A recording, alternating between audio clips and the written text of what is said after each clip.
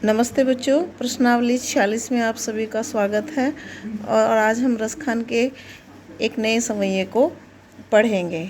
इस समये का हम संदर्भ और प्रसंग सहित व्याख्या करेंगे और साथ ही हम इसकी काव्यगत और साहित्यिक सौंदर्य को भी देखेंगे।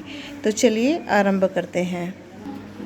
प्रश्नावली 46 में हमने जिस समय को लिया है वह है मोर पखा सिर ऊपर राखी हों, गुंज की माल गरे पहिरोंगी और अधरा न धरोंगी। देखिए, ये जो समया है रसखान जी का, यह बार बार बोर्ड की परीक्षा में पूछा जाता है और बहुत तरीके से पूछा जाता है। तो इसे मैंने अन्य समयों की तरह पूरा ही लिखा है। तो अब तक जितने भी समये मैंने रसखान जी के पढ़ाए हैं उनमें ये सबसे महत्वपूर्ण समयां हैं। तो अब हम इसका संदर्भ देख लेते हैं। तो संदर्भ पूर्व की भांति ही बनेगा कि प्रस्तुत पद्यांश हमारी पाठ्य पुस्तक काव्य संकलन के तृतीय पाठ समये से लिया गया है।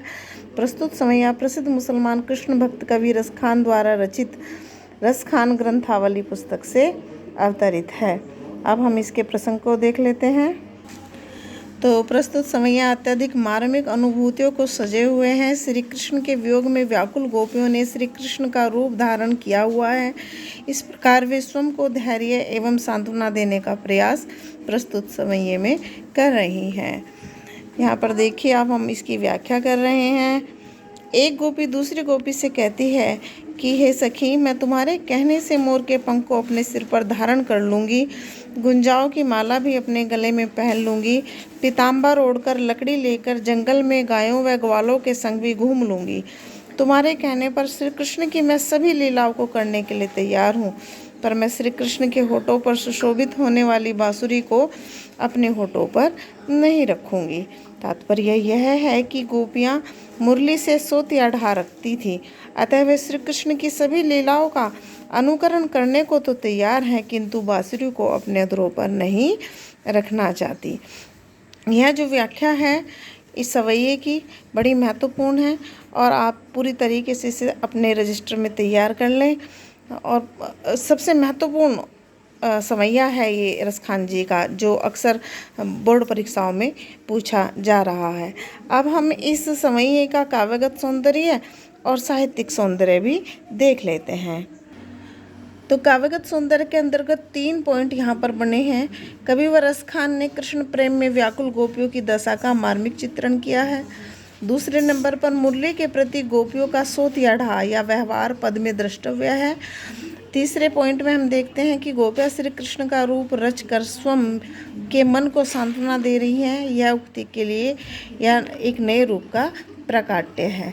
यहाँ पर जो गोपियाँ हैं वो श्री कृष्ण बनकर अपने मन को लुभाती हैं, अपने मन को समझाती हैं और उन्हें याद करने का प्रयास करती हैं या उन्हें भूलने का प्रयास करती हैं।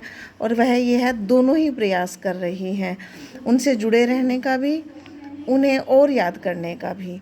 अब हम इस समये का साहित्यिक सौंदर्य देख लेते हैं।